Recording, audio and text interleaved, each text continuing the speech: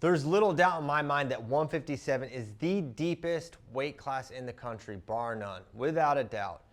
This weight has 10 All-Americans in the bracket, and there's just a handful of other really tough guys that are also in the mix that make this the deepest weight. And I'll get into it. There's fire from round one all the way through. I'll get into my champions, my All-Americans, sleepers, dark horses, who's going to place, who could get upset and win.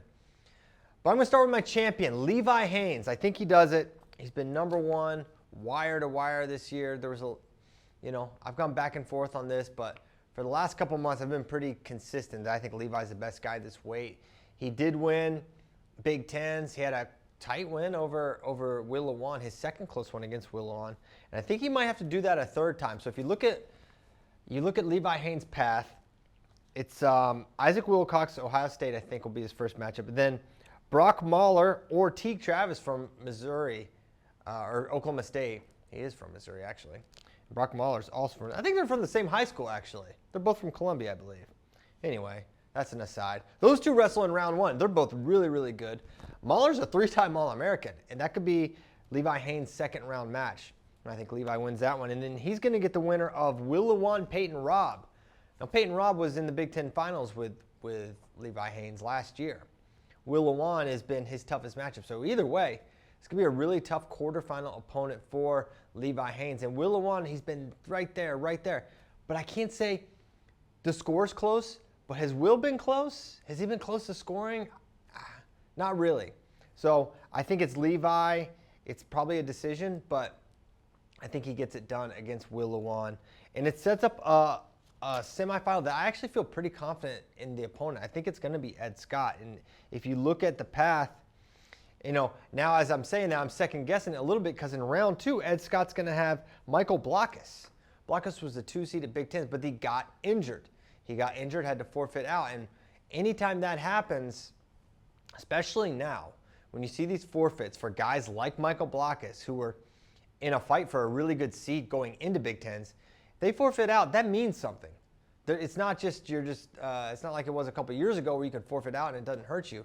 This hurt Michael Blockus, and it dropped him down to the 13 seed when he could have left Big Tens with a top 5 seed. So if he's healthy, this is a coin flip match for Ed Scott, but I'm thinking he's probably not very healthy. So I've got Ed winning that. And then I think it's going to be Ed Scott versus Bryce Andonian. And that has gone very favorably for Ed over this season. Last year it was back and forth. Bryce would major him, he pinned Bryce, chaos. But it's been pretty consistently Ed. Bryce we know is not fully healthy. Now, go back around. Ryder Downey, Bryce Andonian. Ryder Downey is one of the biggest surprises of the season. No one was talking about this guy. He had a really nice showing at Cliff Keen, Las Vegas, which got him on the radar. And he's just continued to be really good. He won Big 12s as a freshman. Bryce Andonian, this is an upset. And we know that Bryce Andonian at his best is probably a favorite against Ryder Downey, but I think it would be a close match either way. Ryder's really good on top. He's good in the scrambles. I just think Bryce is good for a big move or a dynamic takedown, enough to get the job done against a very talented freshman Ryder Downey. So I think Andonian gets it done there before losing to Ed Scott. So that's how I have the top half playing out. I have Levi making the final there against Ed Scott. Let's go down to the bottom half where we've got real chaos. And actually, before I do that, I want to talk through two other round one matchups, especially this one, Will Lewan versus Chase Saldate, the 9 versus 24 seed. Chase Saldate was 1 second away from beating Levi Haines this year. Chase is really tough. He's beaten a lot of great guys in his career.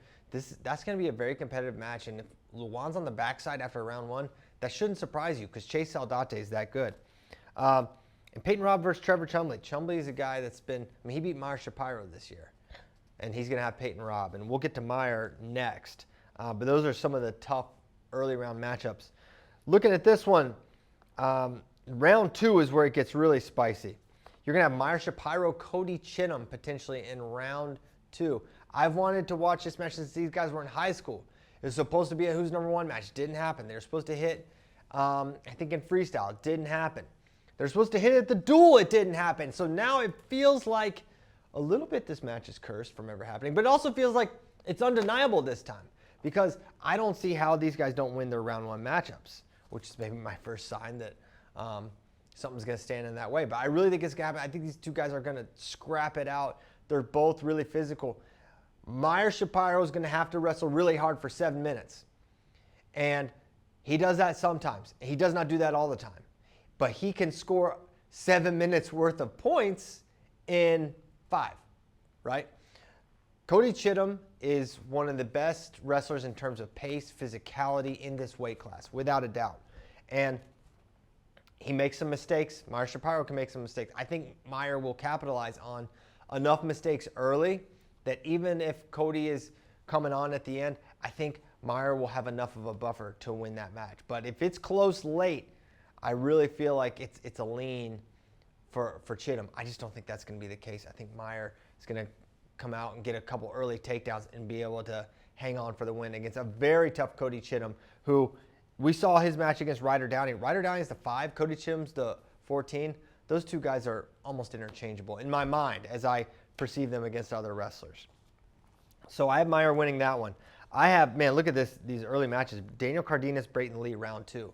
I have Brayton Lee pulling the upset there, taking out the 6 seed Cardenas. That's going to be a close match. It's probably not going to be an exciting match, I'll be honest with you. Those guys are going to wrestle really tight and try to win a 1-score type of deal.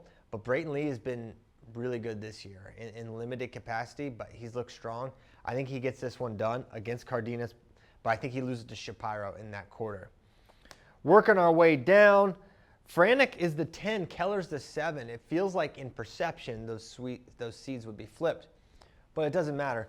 I have Franek beating, now look at this round 1 match. He has Joey Blaze in round 1. Joey Blaze has a lot of really good wins this year. He beat Peyton Robb, he beat Ed Scott this year. This is not a look past match for Jared Franek. You can't overlook this guy, Joey Blaze from Purdue. He's really tough. So I think Franek does beat him, and I think he does beat Peyton Keller, and that sets up a quarterfinal against Ja'Cory Teemer. Now, Ja'Cory's the 2 seed, and I kind of went back and forth here. I think Ja'Cory could win this match. I think Franek, this is a great opportunity for Iowa to kind of start to get some points because the seeds weren't great for Iowa, but I think the draws aren't bad. And I think if you're looking for a surprise semifinalist or even finalist for Iowa, it's not bad for Jared Franek. It's not bad. But I've got Ja'Cory winning this match. Now, Iowa glasses for you Iowa fans there. Franek beat Chittum. Chittum beat Ja'Cory this year. There's data. But I got Ja'Cory winning that match. I have Meyer beating Ja'Cory to make the finals. Levi versus Meyer. Give me Levi Haines. I think he's going to be able to get to Meyer's legs and score. I think he's tough from the top position. I think 7 minutes, hard wrestling. There is a chance that Meyer is just that guy on his feet, and he's going to be able to get 2-3 takedowns on Levi Haines and be able to win the match. But I think it's going to be really tough for him. All right, let's look at the bottom half. Let's see who I've got placing. Now, there's some crazy early round matches. You know, Vinny Zerban was the top seed at Big 12s, has a poor showing at Big 12s. He goes all the way down to the 18 seed? He's kind of a really tough, and don't look past that match, you know, going back to the top side. He'll have Ja'Cory Teemer potentially in the 2nd round if he wins his 1st round match. But Zerban versus Teague Travis, the 2nd round wrestle back match. Peyton Robb, Joey Blaze. Blaze has beaten Robb. You've got Brock Mahler, Cale Swinson. That's all in the 2nd round of wrestlebacks. Really, really tough stuff here. Peyton Robb, Brock Mahler is the next round. Before I get into all these matches, let's work away from the All-Americans. And I hope you're following along in your brackets as well. You better fill them out front and back side. These matches are awesome. I've got Franek getting 3rd over Ja'Cory, reversing the match. I don't know why. I just did it. It's okay.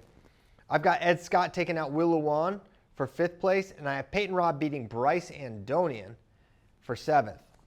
In my round of 12, I've got Andonian beating Saldate, which is the round of 12 match last time for these guys. Andonian beat Saldate in the round of 12 last year. I wasn't trying to make that path happen. That's just the way it played out. I have Will Lewan beating Cody Chittum. That's a tough one. I had a hard time picking that one, but I feel like Will's stinginess is going to frustrate Cody and create a mistake that Will is going to be equipped to capitalize on. So that's how I see Will placing. I have Franek beating Blockus. Blockus beat Franek earlier this year, but it was a match that it appeared that Franek had won. And then just in the last little bit, he lost. And I have Peyton Robb beating Brayton Lee in the round of 12. Now look at this pre-round of 12 round. Zurban Saldate, Cardenas Chittum, Blockus Downey, and Rob Mahler. I mean, these are round of 12. These are all American. I mean, if any of these matches end up happening in a placement match, I'm not surprised. This weight is just, it's murderous. It's absolutely brutal. These guys are so good. This is the weight to watch. If there's one weight where I'm like, you just sit back and key in on this one, watch as much 157 as you can. Because not only do you have a large number of talented guys, you have a vast array of skill sets. You have the scrambling and top work of Ryder Downey. You've got the neutral proficiency of Meyer Shapiro. You've got the insanity of Cody Chittum with pace and with scrambling and with risk. You've got Ja'Cory Teemer, one of the most prolific counter wrestlers in the country. This weight really has it all. You're going to enjoy it. It's going to be awesome. I think it's Levi's weight, but man, he has got a gauntlet to run to win it.